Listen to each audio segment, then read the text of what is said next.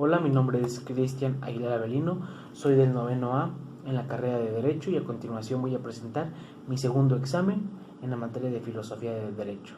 Bueno, comenzaré explicando qué es la patria potestad. La patria potestad es ese conjunto de derechos y obligaciones que tienen los padres con respecto a sus hijos menores de edad o mayores con alguna interdicción. Quienes se encuentran facultados para ejercer dicha patria potestad son los padres, los abuelos, los tíos o en dado caso algún hermano mayor de edad. Quien ejerce la patria potestad tiene la obligación de representación y administración, al igual que se encuentra facultado para ejercer los derechos y ejecutar las obligaciones del menor o el mayor con alguna interdicción. En pocas palabras, es el encargado de llevar a cabo las funciones de guardia y custodia hacia el menor, incluido la de brindarle alimentos. Con brindarle alimentos me refiero a que se le debe de proporcionar al menor o al mayor con alguna interdicción el vestido, vivienda, alimento, educación, servicio de salud, etc. En caso de que no haya quien ejerza dicha patria potestad, se podrá designar a un tutor. Dicho tutor va a ser el encargado de llevar a cabo las funciones de la tutela. Existen 3 tutores. El tutor legal, que es aquel que se solicita ante juez mediante un proceso y se determina con una sentencia. Este juez tiene la guardia y custodia del menor. Este tipo de tutor es aquel que cuenta con la guardia y custodia del menor. El tutor testamentario es aquel que el testador estableció en alguna de las cláusulas de su testamento, pero solo que este tutor, a diferencia del anterior, se encuentra limitado, ya que solo va a poder representar y ejecutar las obligaciones del menor durante el juicio sucesorio testamentario. Solamente durante el juicio es que lo va a poder representar y ejecutar las obligaciones de dicho menor o mayor con alguna interdicción. Y por último está el tutor voluntario. El tutor voluntario es aquel que se realiza mediante una escritura ante notario público en la cual se determina a una persona como tutor voluntario. Dicha escritura se debe de ratificar ante un juez para que el juez eleve de tutor legal a tutor voluntario y así ya tenga la guardia y custodia del menor. Bueno, ahora voy a explicar qué es lo que pasa cuando el menor o el mayor con alguna interdicción no tiene quien ejerza la patria potestad ni cuenta con un tutor.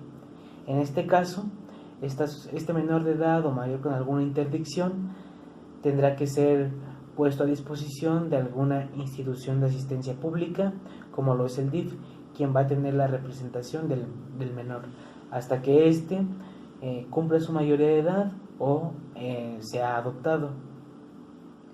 Bueno, ahora voy a explicar cómo es que se termina con la patria potestad. Esta se termina bajo varios supuestos.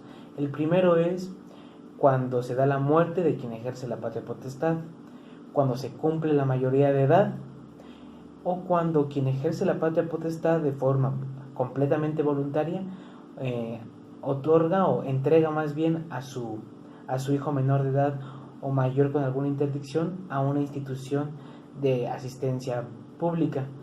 Reitero, de forma totalmente voluntaria. Aquí también se pierde la patria potestad. Bueno, ahora voy a explicar qué es un testamento. Un testamento es aquel documento reconocido por la ley que el testador realiza en vida, donde va a establecer cómo se repartirá y a quién su patrimonio. Dicho testamento causa efectos hasta que se da la muerte del testador. El testador en su testamento debe de dejar garantizados los alimentos si es que hay menores de edad o mayores con alguna interdicción, ya que de no hacerlo se podrá denominar el testamento como un testamento inoficioso. Si se da tal supuesto, los herederos y la albacea pueden pagar la cuota correspondiente por los alimentos y se le puede quitar lo inoficioso al dicho testamento. Bueno, ahora me gustaría explicarles en qué consiste la representación. La representación es ese acto en virtud del cual una persona va a obrar a nombre de otra. Una persona física puede ser representada mediante un contrato de mandato o un poder notarial. En el caso del contrato de mandato se da la figura del mandante y el mandatario. El mandante es la persona que va a contratar a alguien para que lo represente, mientras que el mandatario es aquel que va a realizar actos a nombre de otra persona. Actualmente se pueden dar o expedir 4 tipos de poderes notariales: el poder general para actos de dominio, el poder general para actos de administración, el poder general para títulos y operaciones de crédito y el poder general para pleitos y cobranzas. Ahora les voy a explicar lo que sucede en el caso o en el supuesto de una jurídico colectiva.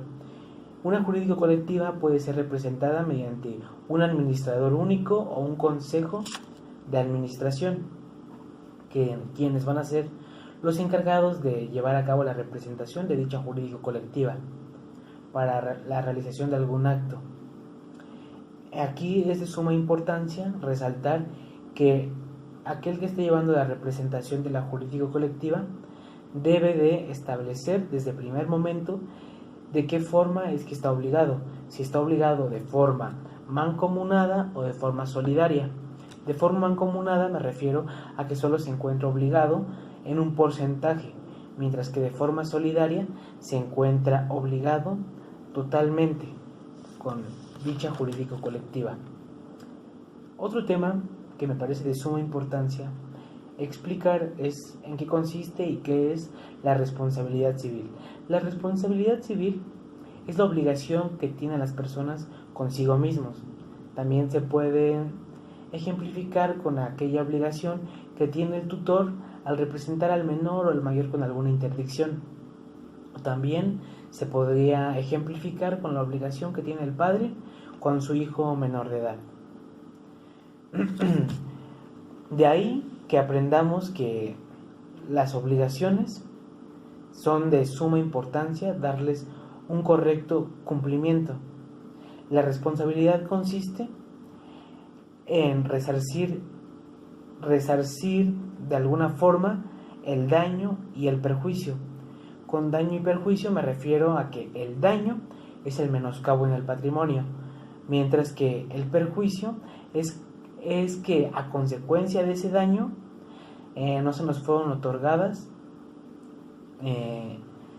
las ganancias que nos correspondían debido a este daño. Por ende, hay que aprender que todas nuestras acciones no deben de afectar por ninguna manera a los terceros, no deben de afectar por ningún momento. Por el daño y el perjuicio debemos de saber que si se presentan esos dos supuestos, que es el daño y el perjuicio, debemos de indemnizar a la persona que se lo hayamos provocado. Esta indemnización puede ser a través de un bien fungible, como lo es el dinero. Con bien fungible me refiero a aquellos bienes que pueden ser restituidos en su misma calidad y especie, como lo es el dinero. O también con bienes muebles o inmuebles, o incluso ambos, o con alguna pena privativa de la libertad. Bueno, para finalizar me gustaría mencionar y destacar más que nada a 2 autores de suma importancia, a 2 filósofos, el cual es el caso de Santo Tomás de Aquino y Aristóteles. Santo Tomás de Aquino era un crítico de Aristóteles, el cual decía que había que basarnos en la razón, la fe, el alma y el saber para poder interpretar y después darle aplicación al conocimiento ya adquirido. Mientras que por el otro lado, Aristóteles se basaba en la razón y el alma. Decía que el ser humano es un animal racional que está en una constante búsqueda del saber y la felicidad. Bueno, por mi parte sería todo. Espero que se haya entendido. Gracias.